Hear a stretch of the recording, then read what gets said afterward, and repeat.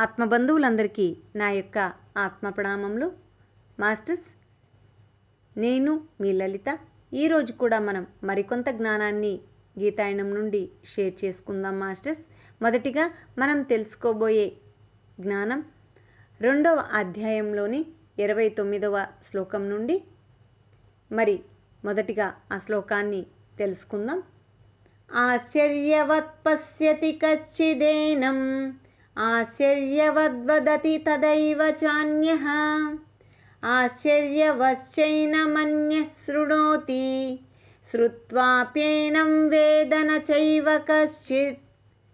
మిత్రులారా, మరి ఈ శ్లోకాన్ని మరొక్కసారి తెలుసుకుందాం.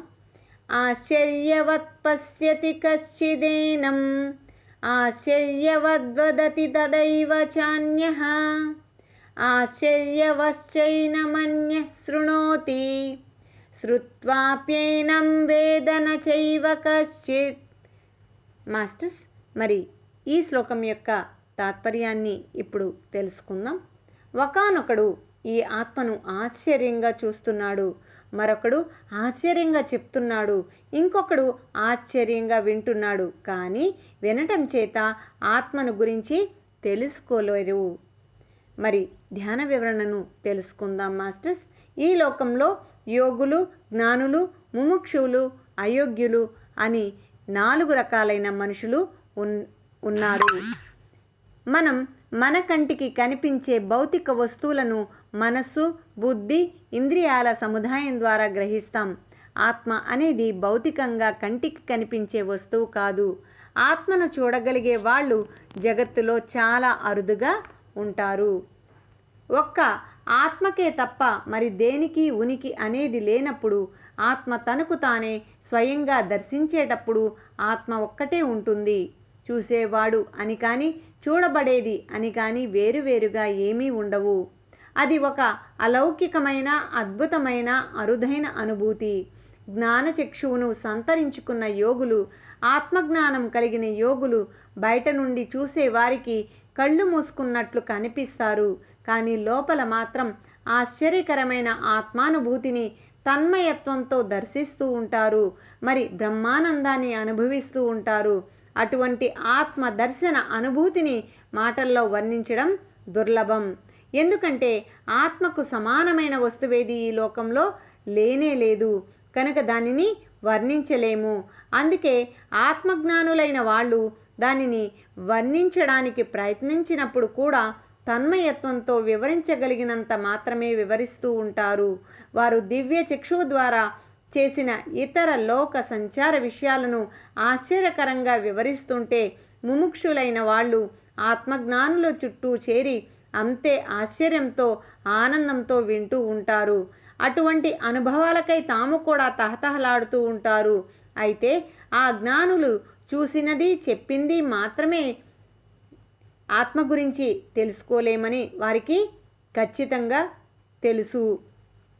ఆత్మ గురించి తెలుసుకోవాలంటే తమ ప్రయత్నం తాము చెయ్యాలని ముముక్షువులకు తెలుసు.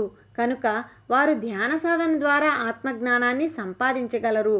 అయితే కొంతమంది అయోగ్యులు మాత్రం ఇవన్నీ వింటూ కూడా ఏమాత్రం తెలుసుకోలేరు. తెలుసుకోవాలని ప్రయత్నం కూడా చేయరు. చేసుకున్న వారికి చేసుకున్నంత మహదేవా. మరి మాస్టర్స్, మనం ఇప్పుడు మరొక శ్లోకాన్ని తెలుసుకుందాం మాస్టర్స్. దేహి నిత్యమవద్యోయం దేహే సర్వస్య భారత తస్మాత్ సర్వాణి భూతాని నత్వం శోచితుమర్హసి.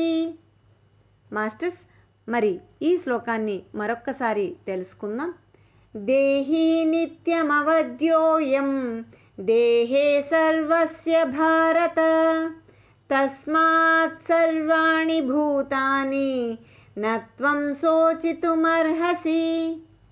మాస్టర్స్, మరి ఇప్పుడు తాత్పర్యాన్ని తెలుసుకుందాం. అన్ని దేహాలలోనూ ఉన్నది ఈ ఆత్మే. అది చంపబడేది కాదు.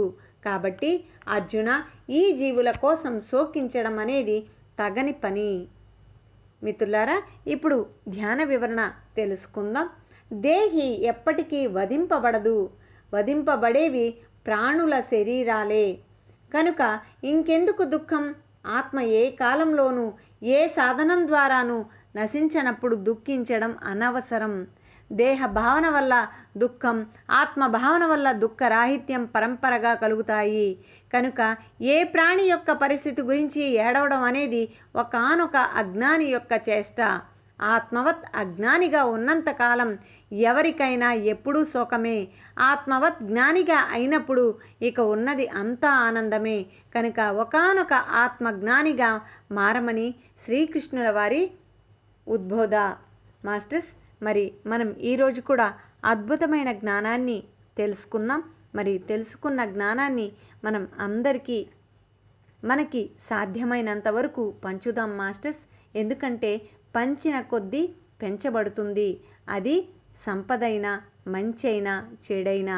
మరి మనకి పంచడం అనేది మన ఆధ్యాత్మికతలో ఒకానొక గొప్ప విశేషమైన గుణం. మరి మనం కూడా చక్కగా ప్రతిరోజు ధ్యాన సాధన చేద్దాం. ధ్యాన సాధన ద్వారా మనల్ని మనం తెలుసుకుందాం మాస్టర్స్. ఎరుకతో జీవిద్దాం మాస్టర్స్. Thank you Lalitha.